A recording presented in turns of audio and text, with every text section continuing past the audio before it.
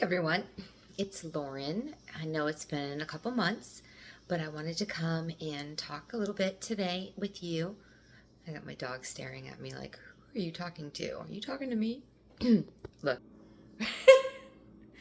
So I'm coming to you today not to really talk so much about Adderall and how my life is off of Adderall, like how I made it through and that.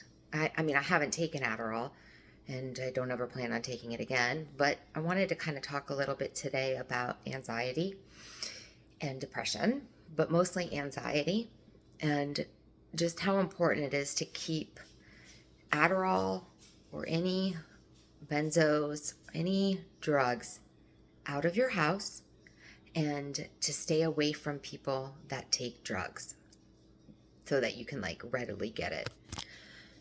So I have been dealing with anxiety my whole life. And I felt a lot better once I got sober off of everything. It was really, really hard. My anxiety was the worst it's ever been when I was taking anti-anxiety medicine. Of course, I was abusing it, but I truly believe that you're not supposed to feel like how Xanax makes you feel. I mean, it takes it all away. And so when it comes back, hence when you're not taking the medication, your anxiety is like 100 times worse. Maybe not quite that much, but it feels like that. And so, excuse me again, my makeup, no makeup, nothing today, just kind of coming to you just to kind of talk. So anyways, getting off of benzos was really, really difficult because of the anxiety. But I made it through and, I take sertraline, but of course, I don't want to be on anything forever. I get this feeling inside of me about how I used to be so dependent on doctors for Adderall and for the benzos. I was a Clonopin person, but how when you are out and you're dying and you're if it's the weekend and you're out of your medicine, you can't get to a doctor, or if it's too soon to fill, which was mine all the time, I would start really, really getting bad anxiety, and just all my thoughts, everything was to, how am I going to get this medicine? How am I going to get this medicine? How am I going to get this medicine? And that's so exhausting. So now it's I don't really want to be on anything because I don't want to ever be like that.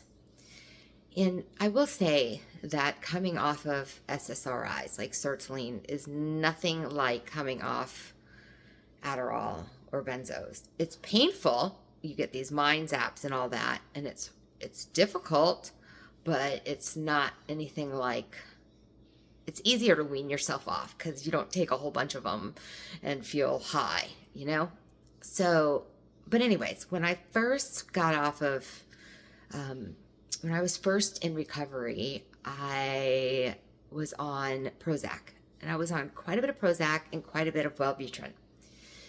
And then the Prozac really wasn't working, so they put me on sertraline. And I was on 150 milligrams of sertraline. And over time, I went down, down, down, down, and I was on 25 milligrams of sertraline till about a year ago, when my anxiety really started getting bad again because I was dealing with the interstitial cystitis that I talked about a little bit on one of my other videos. I was dealing with some really bad pelvic floor pain. And it's like a nerve pain down there in the pelvic floor area, and it was horrible. And so there was no, quote unquote, there's no cure. I worked really, really hard for it was actually 2 years ago when I was down to 25 milligrams, right? When I really started getting these effects of interstitial cystitis, and they say that there's no cure, and I had to get some crazy procedures where they literally stretch your bladder. Yeah, they stretch I was when they told me about this procedure, I was what kind of medieval bullshit torture are you talking about? but you get so bad, it hurts so bad down there in your pelvic floor, and they don't know if it's the muscles around your bladder pressing in on your bladder, or the nerves. They don't really know what's going on. So like, of course, if you don't know what's going on, how they're going to have a cure.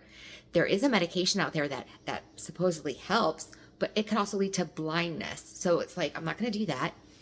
And I can't take pain pills because the pain is excruciating. It literally feels like you have to use the bathroom like all day, all the time. You're sitting on the toilet, you went to the bathroom, and you still feel like you have to like go to the bathroom. So 2 years ago, I started down this journey of peeling my bladder / pelvic floor, and like I really have done it. I also have another problem, which is I have TMJ. And I've had this since I was in high school. And I think it has something to do with my braces and my jaw, but like I've never really gone to see anybody because, you don't really know how bad the pain is until you know how bad the pain is, till it goes away. So basically, about 3 years ago, I was just like, I cannot deal with this pain. And I got Botox in my masseters, which is in the jaw muscles. And it's a heaven sent. It's like, whoa, all of a sudden you've got a normal feeling jaw. But again, it's so hit or miss. It takes 2 weeks for Botox to work. And if they don't get the right spot, it's like another 2 weeks and then another 2 weeks. And it's expensive. And again, I'm relying on a doctor and some medicine. And it makes me feel like addict behavior. Like after that 14 days, if I have pain in my jaw, because it's like literally a 10, 1 to 10 on the pain scale, it's like a 10 all day, every day, except for when I first wake up. And sometimes when I'm eating, it's so strange. You would think it would be opposite because like grinding at night maybe, and then like chewing, using your jaw. But like, no, it's opposite for me. So I really think it has something to do with how my jaw is just chilling, right? So about 2 years ago, 2 to 3 years ago is when I first started getting Botox in my jaw. And it works. It does work until it doesn't. And it hasn't been working. It works a little bit. So I'm going to see a specialist on Thursday. But in the meantime, my anxiety has been so bad. Like, it feels like how I used to feel, before I started feeling better. And so I really can relate to a lot of you out there that are dealing with the anxiety of coming off of Adderall and how it feels when you are dependent on your doctors, and if they are willing to, write your prescription or not, because like the pain that you're in is unbearable. It's a different type of pain than what I'm in right now, but it's pain. Pain is pain. And if I had right now a benzo here, Adderall, anything to get me out of this anxiety in my head, thinking that I'm going to feel this pain for the rest of my life, that no one's going to be able to help me, that nothing's going to fix it, that I'm not going to be a good enough wife, that I'm not going to be present, that I'm not going to be able to do my work. Like everything is going on in here right now. And it's a lot. It's a lot. So I talked to my doctor. We decided to go back up on the sertraline to about 75 milligrams. I'm taking like some like anti-stress stuff. I grabbed this from the store. It doesn't really work. Like nothing really works with this anxiety. Like I'm struggling to go exercise in the morning. I find myself like searching things about TMJ and hours just festering over it. Exactly like how I used to be when I was coming off of Adderall. And so I think to myself, is this why I first got on pills? Is this why I started drugs when I was younger? Because I had this mindset of just anxiety. What if? Like I have this pelvic floor dysfunction, and I have like all but like, I'm at like a 2 in pain. Like I've really come a long way.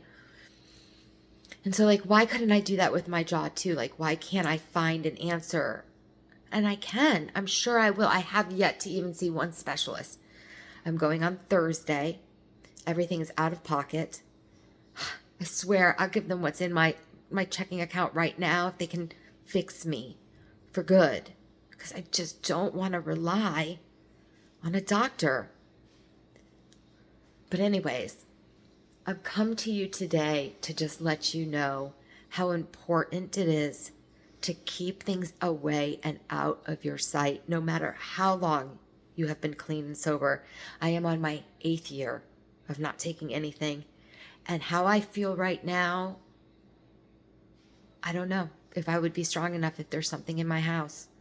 Now, I do have like some pain pills left over from like when I had my procedure, but I don't take, the reason why they're left over from a procedure I had done a year ago is because I never took them in the first place.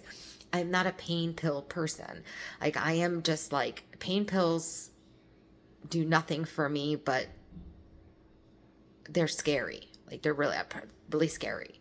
Like, I've seen people like just hit a wall, but I have it there just in case my pelvic floor pain comes back and it's just so unbearable that I can't do anything, because it's really like a pain that it's just like pain like my jaw. Like, you cannot get rid of it.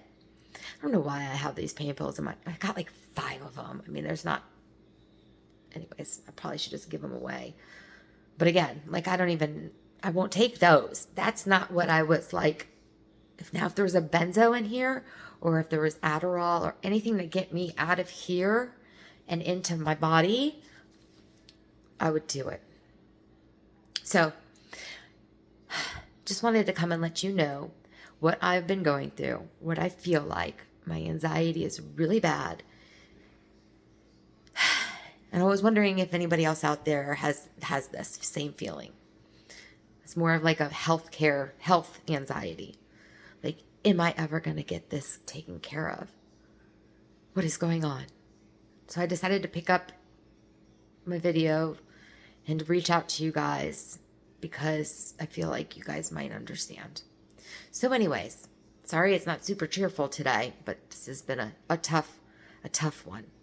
I hope everyone is doing well. I hope everybody is staying sober or getting there or loving themselves.